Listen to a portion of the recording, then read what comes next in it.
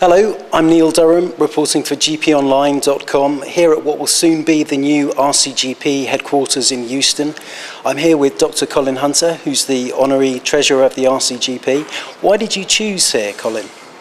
Well, it took us some time actually to source the building. One of our key criteria was to find a freehold, because the college previously in its home in Prince's Gate actually owned the building, and that was the main charitable asset. So we were keen to find a freehold. And the second thing that we were trying to do was finding something that was within Zone 1 and 2 in London for transport links. Actually, we were hugely fortunate to find this one, which is probably the prime site in terms of transport links in London. We're just outside Euston Station. We're 10 minutes walk from King's Cross and St Pancras, and 4 tube stations from Paddington. So you don't get much better than that. And when will you move in? Well, our planned date to get in is towards the end of September this year. So at the time you and I are here, we've got about 13 weeks of work to do to get to completion. And how much did the building cost to buy?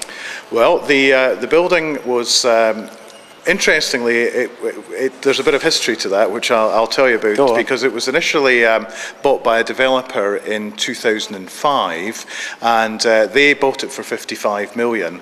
At the time, of course, when office space in London was prime, and this would have been a prime site, and this site obviously needs a huge amount of development.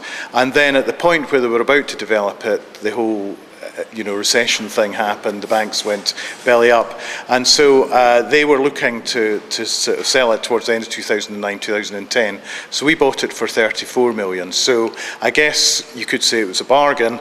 If there hadn't been the recession, I don't think we would have managed to afford a building of this size. Now, we funded the 34 million by selling Prince's Gate, our previous building, which is about a fifth of the size of this building, for 36 million. So that was how we funded it. And what was the cost of the refurbishment? Because the cost of the refurbishment's £38 million.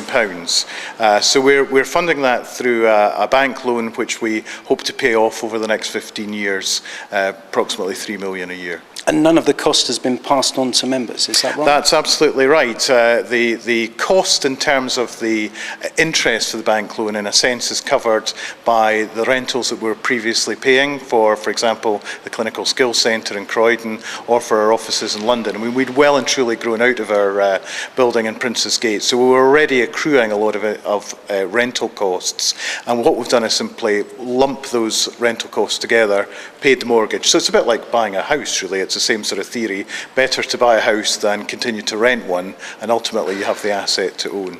We're here very close to Euston Station, which is ideal, but is there a danger if it expands that you might have to move? Well, of course, we've been on a bit of a sort of schizophrenic kind of feel about the whole HS2 thing, because in a sense we are right next to Euston Station, and if high-speed rail comes into Euston Station, we are in a prime position. There could be no better place to be in terms of having the conference centre when people will be able to walk off the train and directly into the college. However, as you say, I mean, they're at the moment beginning to design Euston Station, and the building sits right on the periphery of that.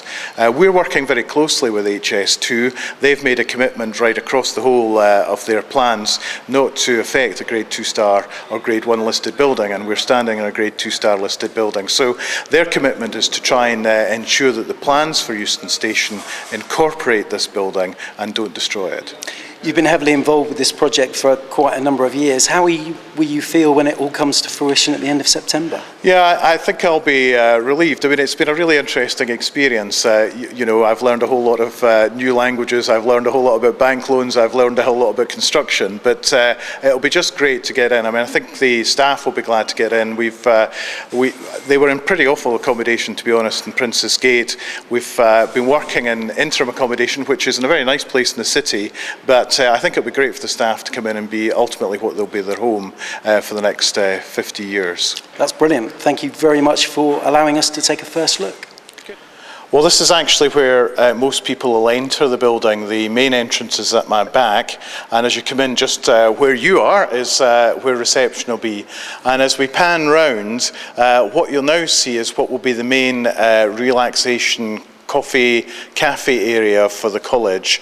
So there'll be a space with exhibits from our museum. There'll be books and the ability to sit and have a coffee or light lunch or evening meal. Okay, so we're now standing right on the very top of the building. This is the 5th floor, and this will be the terrace of the college, but replicating what we had at Prince's Gate, but at a much higher elevation, obviously. Looking over here to the north to Hampstead Heath, and Euston Station actually isn't visible, but is just over here onto the east side. So within only about half a minute to a minute's walk from Euston Station to the college. So we're still standing on the 5th floor, and you can begin to see actually that the building was originally 2 buildings. Looking over here was the original Milton Street building, which dates back to 1907-08, and that's a grade 2-star listed building. And you can see some of the tiling, the Victorian tiling on it, which we've repaired and are hoping to preserve, now under this glass roof, which forms an atrium right down the building. Also looking south from here, you'll be able to see the Shard, which in fact opens to the public today. We're now standing in one of the 2 large staterooms, which will be on the 5th floor. This actually originally, when we inherited the building, had 2 badminton courts on it, so it'll give you a sort of sense of the size. And when this is completed, we'll be able to dine up to 200 guests here and have receptions within the college. So we're hoping to set it out in a sort of stately, sort of opulent type setting.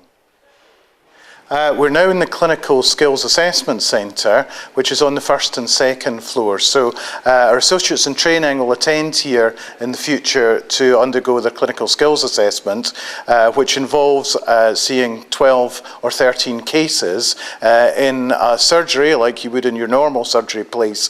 But also within the centre there are mock-up home visit rooms and rooms where you do telephone consultations as well.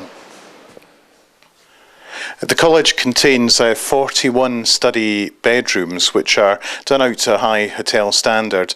Actually, there'll be 3 different designs, so it won't be like being in a Hilton or a similar sort of hotel. It's actually going to have quite a homely sort of feel to it. The one that you're looking at called a city room, but there'll also be rooms, courtyard rooms and muse rooms in different parts of the building with different aspects. Down in the lower ground floor, guests who are staying overnight will also be able to use the gymnasium if they want to. So having been up at the very top of the building looking down through the atria, we're now at the bottom of the atria looking up through the building. There are 2 atria up through the main building, and this is the smaller of the 2, but these will have open natural light, of course, when the scaffolding is removed. This is the main auditorium area. It's a 300-seat auditorium and actually has involved the major part of construction change. This had to have a floor taken out of it and some large steel girders put in to hold the whole building up. The day that happened, we're all sitting with our fingers crossed.